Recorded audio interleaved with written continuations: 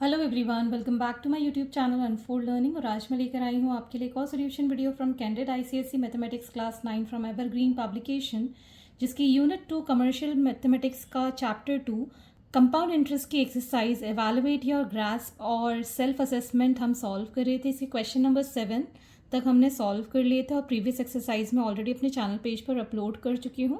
और अगर आपने वो मिस कर दिया है तो please to have a look in the description box of this video, जहाँ पर मैंने प्लेलिस्ट बनाकर प्रोवाइड की है, तो बाकी के वीडियोस आप वहाँ जाकर देख सकते हैं। तो आज हम स्टार्ट करेंगे क्वेश्चन नंबर 8 के साथ। A certain sum amounts to ₹5292 in 2 years and to 5556.60 in 3 years at compound interest. Find the rate and the sum. तो ना तो हमें रेट ऑफ इंटरेस्ट पता है, ना ही प्रिंसिपल पता है। सम का मतलब होता है principal.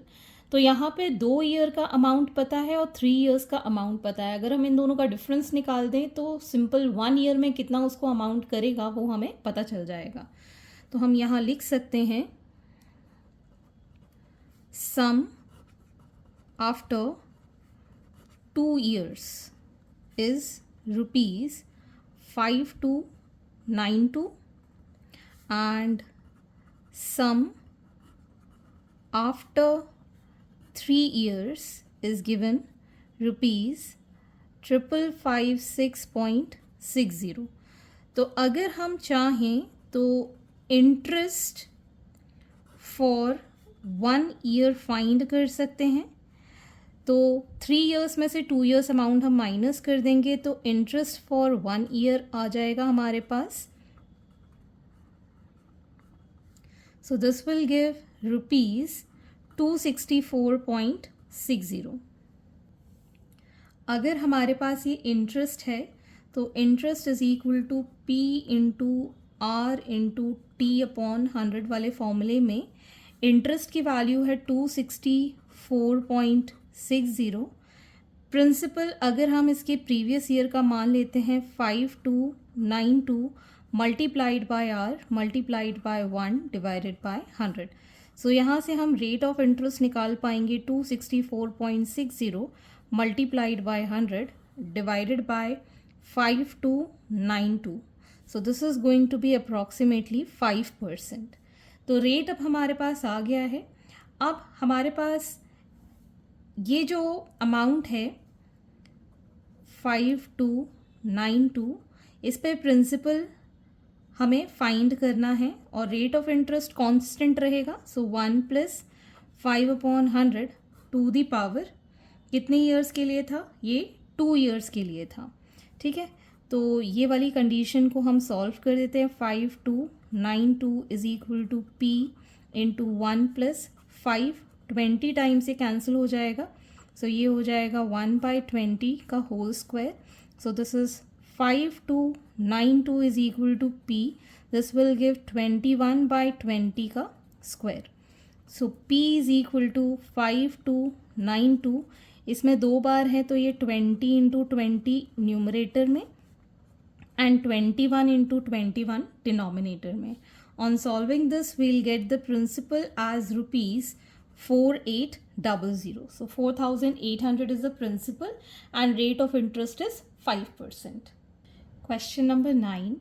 A invests a certain sum of money at 20% per annum compounded yearly, and B invests an equal amount of money at the same rate of interest per annum compounded half yearly. If B gets 33 more than A is 18 month, calculate the money invested। ये होगा in 18 months। So money invested आपको calculate करना है। तो जो भी है, let the sum of money be capital P। ठीक है, और हमारे पास जो टाइम है दैट इज़ 18 मंथ। इसको हम कन्वर्ट कर लेते हैं ईयर में। 18/12, 6 3 2। ठीक है, ये ईयर में आ गया। ठीक है, ए ने किया है इन्वेस्टमेंट ईयरली, कंपाउंडेड ईयरली। ठीक है, और बी ने किया है हाफ ईयरली। ठीक, तो ए के लिए जो अमाउंट आया है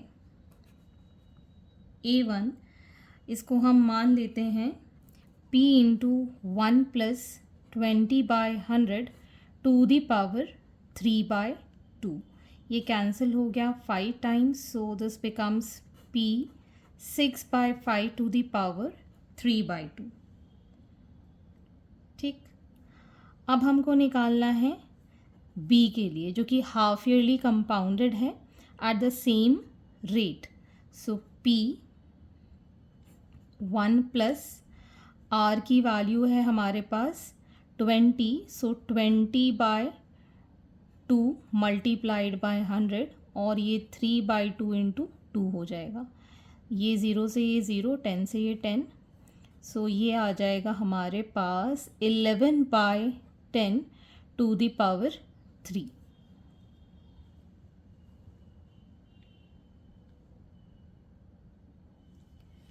इसको जब हम सॉल्व कर लेंगे दिस विल गिव 1.331 P, और इसमें जब हम सॉल्व करेंगे दिस विल गिव 1.32 P. और हमें इन दोनों का डिफरेंस पता है, A1 माइनस A2 इतना ज़्यादा है 33 रुपीज़ 33. इसमें वैल्यू पुट कर देते हैं 1.32 या पहले 331 माइनस 1.32 और ये P हमने कॉमन ले लिया है which is equal to 33. So P will be equal to 3000 rupees. Principal इसका आ गया हमारे पास 3000 rupees. Question number 10. A count of bacteria in a culture grows to 10% in first hour, decrease by 8% in second hour, and again increase by 12% in third hour. If the count of bacteria in the sample is 13,125,000, what will be the count of bacteria after 3 hours? So present value जो है हमारे पास bacteria की या present count जो है that is 13,125,000 और R1 10% जो हो रहा है वो इंक्रीज़ हो रहा है, R2 8% जो हो रहा है वो डिक्रीज़ हो रहा है, एंड R3 12% जो है दैट इज़ अगेन इंक्रीजिंग. ठीक है, तो अब आपको बताना है count of bacteria after 3 hours. That will be equal to present value जो है मल्टीप्लाइड बाय 1 प्लस 10/100. ये डिक्रीज़ है तो 1 माइनस 8/100, फिर इंक्रीज़ है तो 1 प्लस 12/100.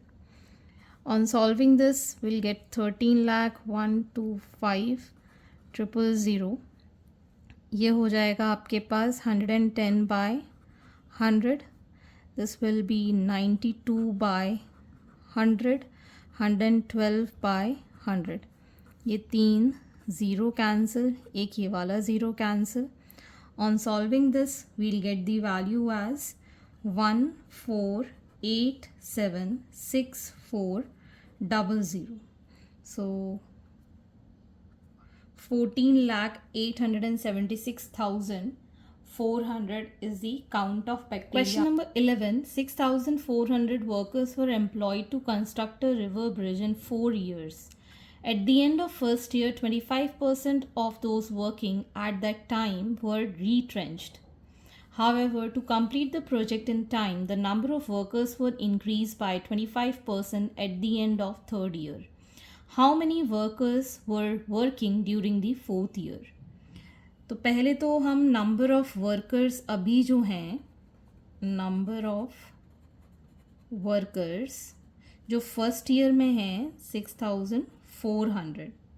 ठीक है, अब eight the end of first year 25% workers क्या हो गए थे, रीट्रेंच्ड हो गए थे. तो 25% 6400 का निकाल देते हैं. So this will be 2500 divided by 100, 6400. So this is going to be 1600. So number of workers at the end of first year कितने बचे? 6400 से हमने 1600 माइनस कर दिया, दैट इज़ 4800 हमारे पास वर्कर्स बचे. अब eight the end of second year फिर से हमारे पास 25% रीट्रेंच्ड हो गए, मतलब 25% ऑफ 4800 हम निकाल देते हैं. This will be 1200.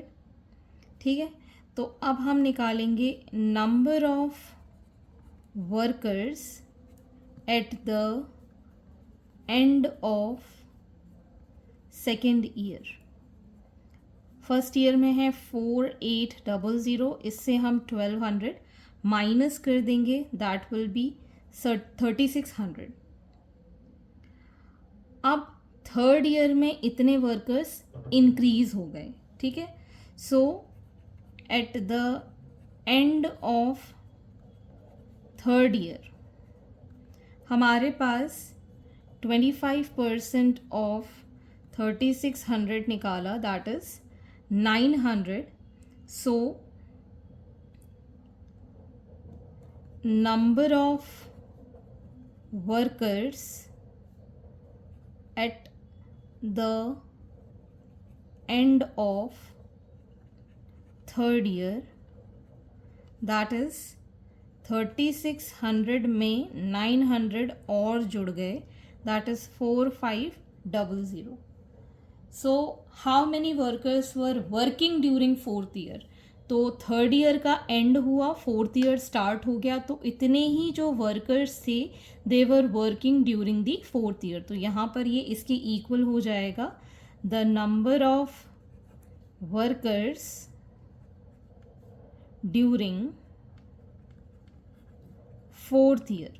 ठीक है ना, एंड ऑफ थर्ड ईयर मतलब continuation of fourth year. Question number 12.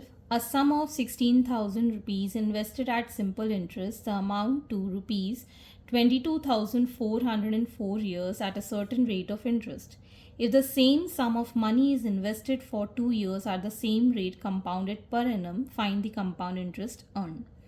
तो इतना उन्होंने इन्वेस्ट किया है, मतलब P हमको दिया हुआ है 16,000. ठीक है, तो ये अमाउंट हमको कितना मिल रहा है? पहले तो हम ये अमाउंट हमको गिवन है,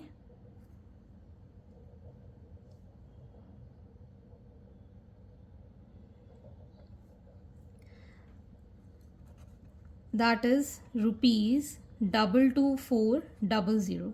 तो इससे हम सिंपल इंटरेस्ट फाइंड कर देंगे, amount minus the principal, that is 22,400 minus 16,000, that is ₹6,400.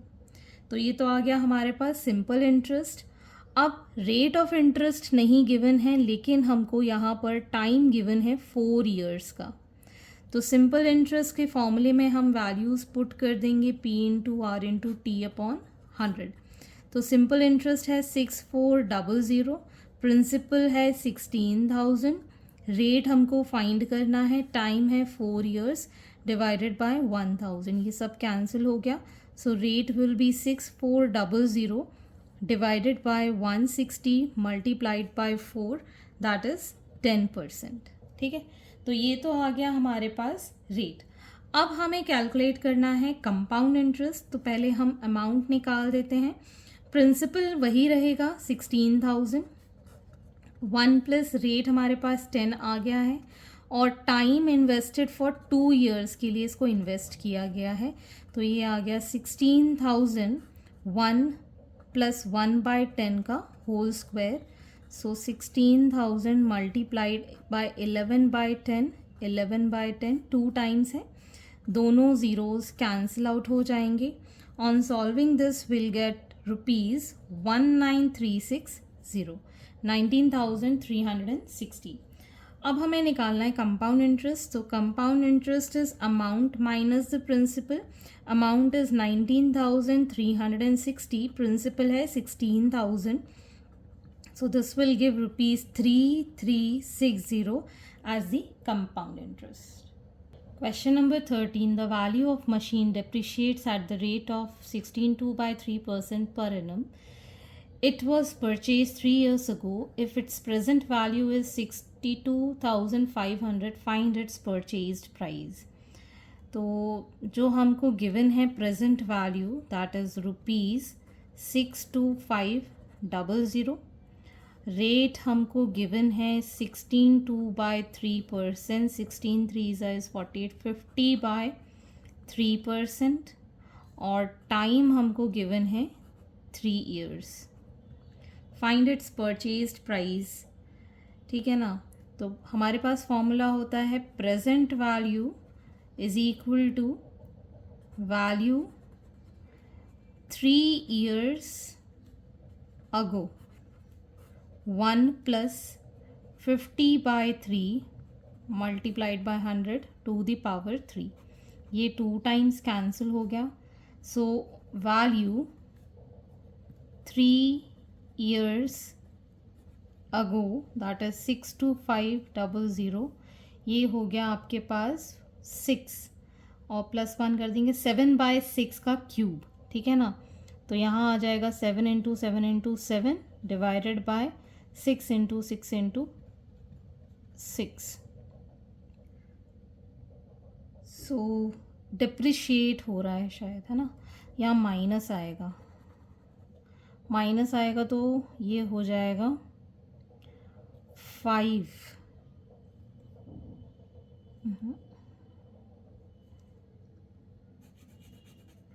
यहाँ पर आ जाएगा ये 6/5 का क्यूब, ये इधर चला गया ना 6/5 का cube.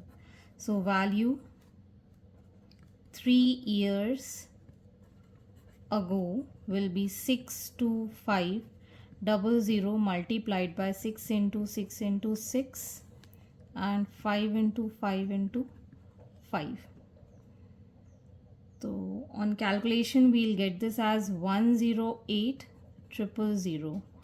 1,08,000 was its purchased price. Question number 14. A man lends rupees 12,500 at 12% for the first year and 15% for the second year and 18% for the third year.